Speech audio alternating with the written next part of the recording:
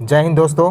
आज है polity MCQ का 11th डे और आज भी हम देखेंगे 10 एमसीक्यू को जो कि पॉलिटी का होगा और कॉम्पिटिटिव एग्जाम्स में कहीं ना कहीं पूछा गया होगा क्वेश्चंस। ठीक है, तो चलिए देखते हैं आज का फर्स्ट क्वेश्चंस।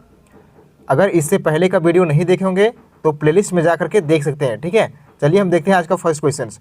आज का फर्स्ट क्वेश्चन बताया जा रहा है कि chief minister must be A member of the legislature with in, यानी चीफ मिनिस्टर को जो है ना वो अगर कोई चीफ मिनिस्टर बन जाता है तो उसे कितने महीने के अंदर जो है ना वो किसी असेंबली का सदस्य बनना पड़ता है। मान लो कि कोई ऐसा सदस्य को चीफ मिनिस्टर बनाया जा रहा हो जो कि असेंबली का हिस्सा नहीं हो, जैसे कि लेजिस्लेटिव काउंसिल और लेजिस्लेटिव असेंबली का जो है ना उसका कोई भी हिस्सा ना हो। ठीक है, अगर वो सदस्य लेजिस्लेटिव काउंसिल और लेजिस्लेटिव असेंबली का हिस्सा नहीं होगा उसे भी चीफ मिनिस्टर बनाया जा सकता है। ठीक है, लेकिन उसे कितने मंथ के अंदर जो है ना वो उसको असेंबली का हिस्सा बनना पड़ेगा। ठीक है, तो ये बताओ इसका राइट आंसर क्या होगा। इसका राइट आंसर क्या होगा सो बताओ। तो इसका राइट आंसर हो जाएगा ऑप्शन नंबर बी, 6 महीने के अंदर जो है ना वो अगर कोई चीफ मिनिस्टर बनता है जो कि किसी भी असेंबली का सदस्य नहीं है। ठीक है, किसी भी असेंबली का सदस्य नहीं है तो उसे 6 महीने के अंदर उस असेंबली का किसी एक असेंबली का जो है ना वो सदस्य बनना पड़ेगा। ठीक है,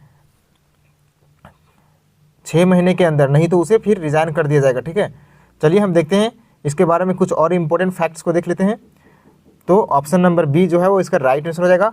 a person who is not a member of the state legislature, अगर कोई मेंबर जो है वो स्टेट लेजिस्लेचर का हिस्सा नहीं हो, ठीक है, can be appointed as a chief minister, उसे अपॉइंट किया जा सकता है चीफ मिनिस्टर के रूप में, बट बिकम ए मेंबर यानी कि और either house of the state legislature with in 6 month. ठीक है, जो बताएं वो बात यहाँ पे लिखा हुआ है। ठीक है, और अगर नहीं हुआ तो उसे क्या करना पड़ेगा, रिजाइन कर देना पड़ेगा 6 महीने के अंदर। ठीक है, चलिए हम देखते हैं कुछ और इम्पोर्टेंट पॉइंट्स को। तो इसमें बताया जा रहा है कि प्राइम मिनिस्टर, आज का सेकेंड क्वेश्चन है, prime minister must be A member of the legislature with in. हाँ, जिस तरीके से अभी चर्चा की ना कि चीफ मिनिस्टर को लेकर के 6 महीने के अंदर जो है वो किसी न किसी असेंबली का सदस्य बनना पड़ेगा, उसी प्रकार से जो है ना यहाँ बताया जा रहा है प्राइम मिनिस्टर को भी जो है ना, प्राइम मिनिस्टर को भी किसी अन्य सदस्य को प्राइम मिनिस्टर बनाया जा सकता है। ठीक है, जो कि असेंबली का हिस्सा ना हो, जो कि पार्लियामेंट में लोकसभा और राज्यसभा का सदस्य का हिस्सा ना हो, राज्यसभा और लोकसभा का सदस्य का हिस्सा नहीं होगा ना, फिर भी किसी को प्राइम मिनिस्टर बनाया जा सकता है। ठीक है, लेकिन विद इन इसका राइट आंसर हो जाएगा, इसका राइट आंसर होगा विद इन 6 मंथ्स। क्या होगा, विद इन 6 मंथ्स के अंदर जो है ना 6 मंथ्स के अंदर उसे लोकसभा या राज्यसभा का सदस्य बनना होगा। क्या करना होगा, लोकसभा और राज्यसभा का किसी भी एक सदन का जो है उसे सदस्य बनना होगा, तब जाकर के प्राइम मिनिस्टर जो है वो अस्थायी रूप से प्राइम मिनिस्टर रह सकते हैं। ठीक है, और उसे अपने मेजोरिटी मेंबर को जो है ना वो उसके पक्ष में होना चाहिए। ठीक है, नहीं तो नो कॉन्फिडेंस मोशन पास होगा और वहाँ पे फिर क्या हो जाएगा, प्राइम मिनिस्टर को रिजाइन करना पड़ जाएगा। ठीक है, तो 6 महीने के अंदर जो है वो किसी अन्य सदस्य को भी प्राइम मिनिस्टर बनाया जा सकता है, लेकिन ध्यान रहे कि वो किसी न किसी सदन को जो है वो सदस्य बन जाना चाहिए तब तक। ठीक है, चलिए हम देखते हैं नेक्स्ट पॉइंट को। नेक्स्ट पॉइंट, इसका राइट आंसर क्या हो जाएगा, 6 मंथ्स के अंदर हो जाएगा इसका राइट आंसर। ठीक है, हमारे संविधान में क्या बताया गया देख लेते हैं। ठीक है, a person who is not a member of the other house और parliaments may be appointed as a prime minister, उसको अपॉइंट किया जा सकता है प्राइम मिनिस्टर के रूप में, but must be become a member of the Lok Sabha और राज्यसभा विद इन 6 मंथ्स। कितना, लोकसभा और राज्यसभा का सदस्य जो है वो 6 महीने के अंदर जो है ना उसे सदन का सदस्य जो है बनना पड़ेगा। ठीक है, आप लोग बताओ अब तक जितने प्रधानमंत्री हुए हैं उनमें से कोई भी जो है वो राज्यसभा के सदस्य थे क्या, कोई भी राज्यसभा के सदस्य थे क्या, सो बताओ, कमेंट बॉक्स में बताओ इसका राइट आंसर। ठीक है, एक ऐसे प्रधानमंत्री थे। ठीक है, जाकर देखना।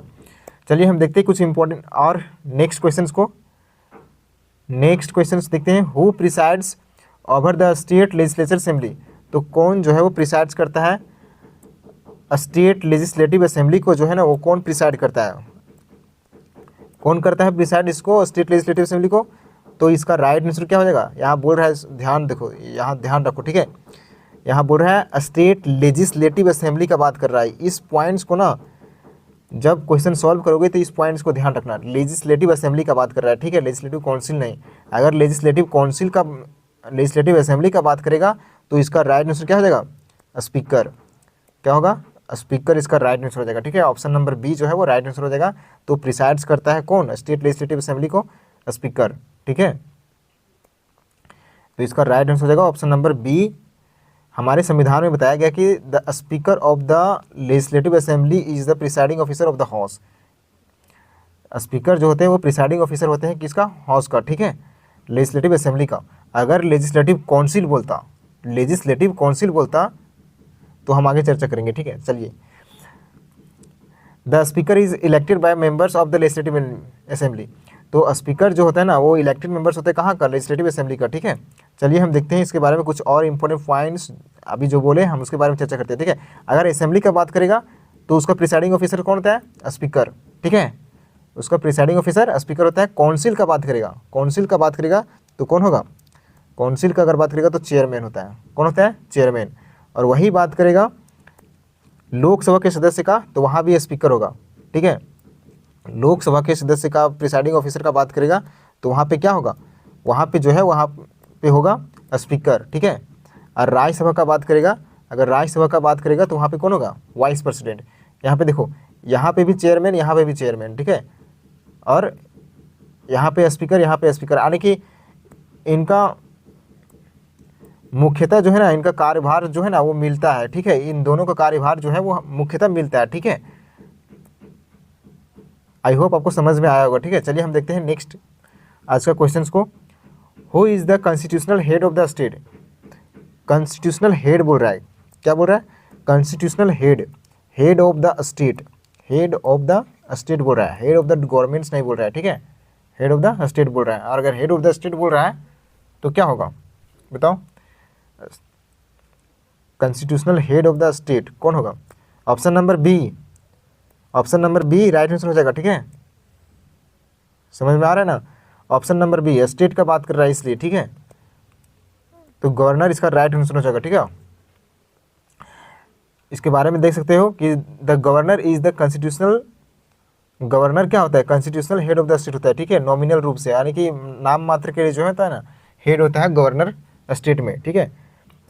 ही रिप्रेजेंट्स करता है क्या, यूनियन गवर्नमेंट्स को ऑफ द स्टेट। ये केंद्र सरकार के द्वारा चुना गया, मतलब इसको केंद्र सरकार के द्वारा डायरेक्ट जो है वो चुना गया होता है, ठीक है।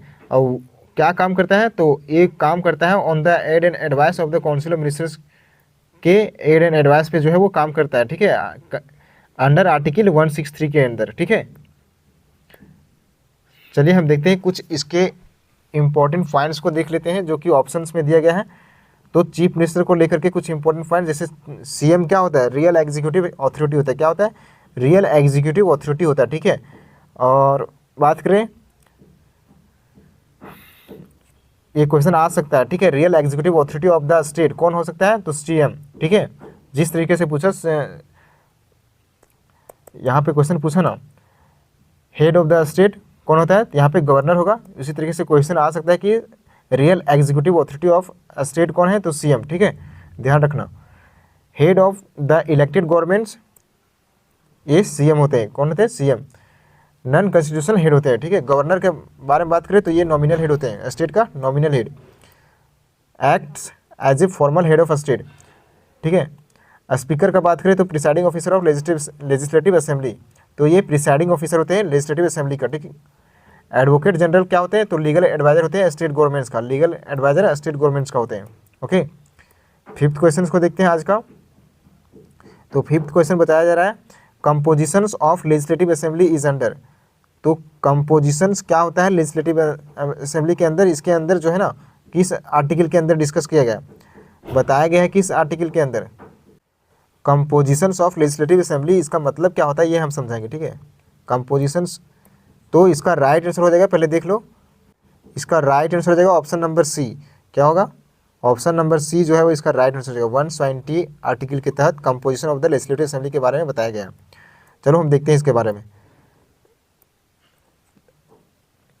ऑप्शन नंबर सी जो है राइट आंसर हो जाएगा। ठीक है, आर्टिकल 120 में बताया गया of the Indian constitution deals with the compositions of the legislative assembly के बारे में। कहाँ पे?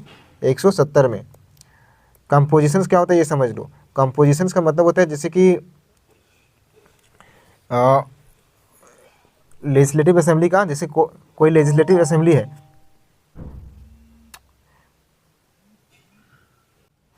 कंपोजिशंस का मतलब हम आसान भाषा में एक समझने का प्रयास करते हैं। ठीक है, कंपोजिशन मतलब जैसे कि एक आसान भाषा में समझो कि जैसे एक घर बनाना हो, एक घर बनाना हो तो उसके लिए हमें उसके लिए हमें बहुत चीज़ों की रिक्वायरमेंट पड़ता है।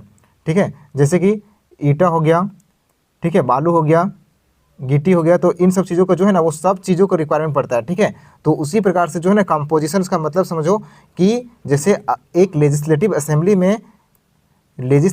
में किस तरीके से हाउ द लेजिस्लेटिव असेंबली कैसे फॉर्म किया गया। ठीक है, हु आर इट्स मेंबर, और कौन इसके मेंबर्स हैं, और how many members it has, इसमें कितने सदस्य हैं, ये सब चीज़ों जो है ना ये सब चीज़ जो है वो कंपोजिशंस के रूप में बताया जाता है। ठीक है, ठीक है, और how members are chosen, elected या नॉमिनेटेड, यानी मेंबर्स जो चूज किए जाते हैं वो इलेक्टेड है या नॉमिनेटेड, इसके बारे में बताया जाता है। ठीक है, चलिए हम देखते हैं आज का नेक्स्ट ऑप्शंस के ऊपर इसके बारे में। तो आर्टिकल 168 फर्स्ट ऑप्शंस में था, तो इसके बारे में क्या बताता है? तो ये डील करता है विथ स्टेट लेजिस्लेचर। किसके बारे में? स्टेट लेजिस्लेचर के बारे में। स्ट्रक्चर्स क्या है? गवर्नर प्लस 1 हाउस या 2 हाउस जो है वो हो सकता है। ठीक है, गवर्नर जो है ना वो क्या हो सकते हैं? एक या एक से अधिक स्टेट के जो है वो गवर्नर रह सकते हैं। इसके बारे में जो हमें आर्टिकल 168 में बताया गया है। ठीक है, चलिए हम देखते हैं नेक्स्ट ऑप्शंस के ऊपर। तो ये बताता है डील्स विद क्रिएशंस और एबोलिशंस ऑफ द लेजिस्लेटिव काउंसिल। ये डील्स करते हैं किसके बारे में? तो क्रिएशंस करने के बारे में लेजिस्लेटिव काउंसिल का, या फिर एबोलिशंस करने के बारे में। ठीक है, मतलब अगर किसी स्टेट में लेजिस्लेटिव काउंसिल को क्रिएट करना हो ना, तो उसके बारे में बताता है ये 169 में। आप लोग बताओ कि कितने स्टेट हैं जिसके अंदर लेजिस्लेटिव काउंसिल है। हम इसके बारे में बहुत अच्छे से बताएं पहले के लेक्चर में। ठीक है, आप लोग नहीं देखे होगे तो जा करके देखो, उसमें समझ में आ जाएगा। आर्टिकल 120 बताता है कि composition of legislative assembly, composition of legislative assembly के बारे में बताता है। ठीक है, मेंबर्स, स्ट्रेंथ, कंसिस्टेंसीज, ठीक है, इलेक्शन मेथड के बारे में जो है बताया जाता है 120 आर्टिकल में। ठीक है, और 128 में बताता है deals with compositions of legislative council. Okay, चलो हम देखते हैं आज का। इसके बारे में देख सकते हो कि ये असेंबली के बारे में बताता है 121 काउंसिल के बारे में, और 169 क्रिएट करने के बारे में बताता है काउंसिल को, या फिर एबोलिश करने के बारे में। 168 में स्टेट लेजिस्लेचर स्ट्रक्चर के बारे में बताता है। ठीक है, next question number 6, conduct of business of state government is under. Conduct of business जो है वो किस आर्टिकल के तहत होता है? तो इसका राइट आंसर हो जाएगा, कितना? Option number C 166। Article number 166 के अंदर बताया जाता है कंडक्ट ऑफ बिजनेस के बारे में। इसके बारे में हम समझेंगे कंडक्ट ऑफ बिजनेस क्या होता है। ठीक है, चलो हम देखते हैं आगे। तो बताया जा रहा है कि आर्टिकल 166 में deals with the conduct of business of state governments. Okay,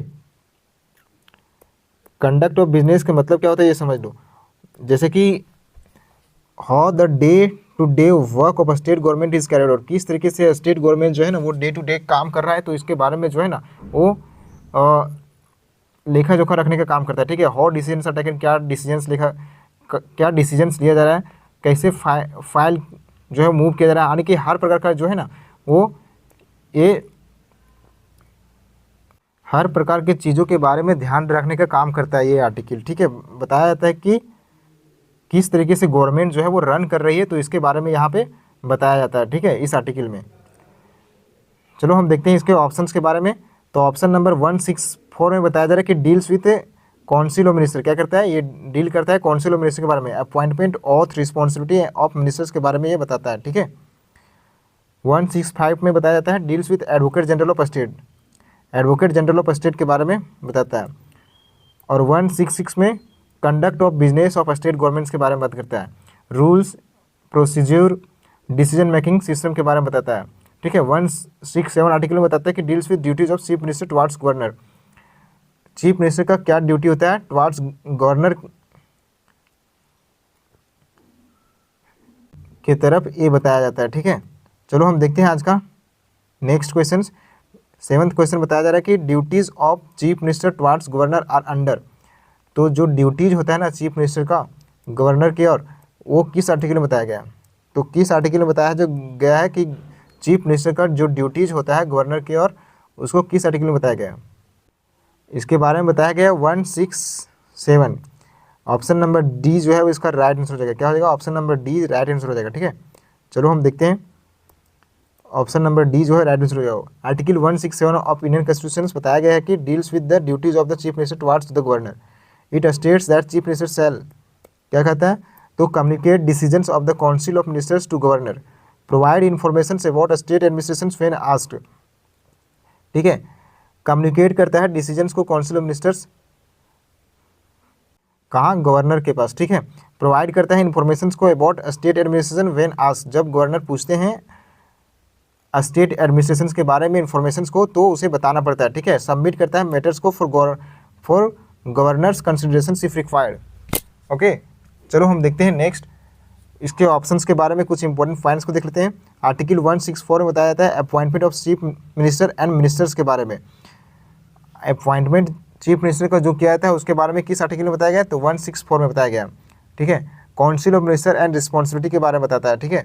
article 165 में बताया था advocate general of state, okay.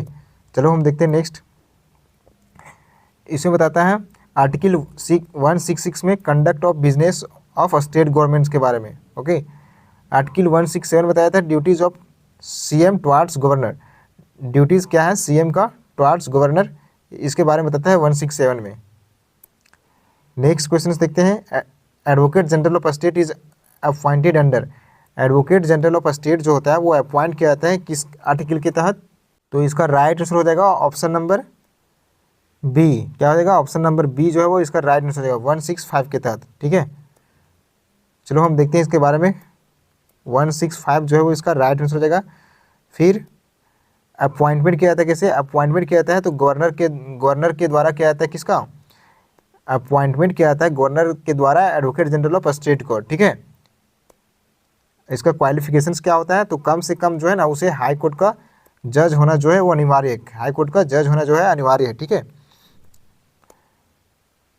आज का 9th क्वेश्चन को देखते हैं, which article deals with the high court of state, कौन सा आर्टिकल जो है बताता है हाई कोर्ट के जज के बारे में, कौन सा आर्टिकल बताता है हाई कोर्ट के जज के बारे में, ठीक है। तो कौन सा आर्टिकल बताता है? तो इसका राइट आंसर हो जाएगा, इसका राइट आंसर हो जाएगा ऑप्शन नंबर ए। कौन सा होगा? ऑप्शन नंबर ए 214, ठीक है। चलो हम देखते हैं इसके बारे में कुछ इंपॉर्टेंट फैक्ट्स को, इसका राइट आंसर हो जाएगा option number A. It establishes the existence of high courts for every state in India, इसके बारे में बताया था कि हर एक स्टेट में जो है ना वो हाई कोर्ट बनाया जाए, तो इसके बारे में ये बताता है कि हर एक स्टेट में जो है वो हाई कोर्ट हो, ठीक है। लेकिन सब स्टेट में हाई कोर्ट है क्या? नहीं। चलो हम इसके बारे में देखते हैं। तो इंडिया में जो है वो इंडिया स्टेट और यूटी, जहाँ पे कितने हैं स्टेट अभी जो है इंडिया में 28 है और यूटी 8 है, ठीक है। तो टोटल हाई कोर्ट जो है वही भारत के अंदर कितने हैं? टोटल हाई कोर्ट जो है वो अभी भारत के अंदर 25 है, कितने? 25 हाई कोर्ट जो है वो भारत के अंदर अभी हैं, ठीक है। अच्छा अभी देखते हैं कि states having their on high court, किस स्टेट के पास जो है ना, कितने स्टेट के पास अपना हाई कोर्ट है और किसके पास जो है वो अपना हाई कोर्ट नहीं है। तो अभी देखो यहाँ पे 4 स्टेट ऐसे हैं ना जिसके पास अपना हाई कोर्ट नहीं है, ठीक है। अपना हाई कोर्ट जो है वो 4 स्टेट ऐसे भारत के जिसके पास अपना हाई कोर्ट नहीं है। They depend on other high courts, वो क्या करते हैं? डिपेंड करते हैं अदर हाई कोर्ट्स के ऊपर, ठीक है। जैसे कि देख सकते हो जो है बॉम्बे हाई कोर्ट के ऊपर डिपेंड करता है, अरुणाचल प्रदेश गुवाहाटी हाई कोर्ट के ऊपर जो कि असम में है, ठीक है। नागालैंड गुवाहाटी हाई कोर्ट के ऊपर, मिजोरम गुवाहाटी हाई कोर्ट के ऊपर, ठीक है। चलो अब देखते हैं next, union territories having their on high courts. Bharat के एक ही ऐसा यूनियन टेरिटरी है जिसके पास क्या है, जिसके पास अपना हाई कोर्ट है, जिसके पास अपना हाई कोर्ट है वो कौन है, दिल्ली। दिल्ली के पास जो है वो अपना हाई कोर्ट है बस, बाकी सब जो है वो डिपेंडेंट है दूसरे के ऊपर, ठीक है। अब हम नेक्स्ट क्वेश्चन देखते हैं, आज का last question, retirement age of the high court जज। तो रिटायरमेंट एज क्या है हाई कोर्ट जज का, हाई कोर्ट जज का जो है वो रिटायरमेंट एज क्या है, सो बताओ। इसका ऑप्शन नंबर क्या हो जाएगा, राइट आंसर हो जाएगा ऑप्शन नंबर बी। क्या हो जाएगा, ऑप्शन नंबर बी जो है वो राइट आंसर हो जाएगा। 62 साल जो है हाई कोर्ट के जज का रिटायरमेंट ईयर्स। जबकि वही पूछ दे सुप्रीम कोर्ट के जज का, सीजेआई का रिटायरमेंट ईयर्स कितना है, बताओ। सुप्रीम कोर्ट के जज का रिटायरमेंट ईयर्स कितना है, हाँ, सीजेआई का रिटायरमेंट का एज क्या है, इसका 65 साल होगा। क्या होगा, 65 साल। Okay, thank you. आज का क्वेश्चन इतना ही था। Take care, bye bye.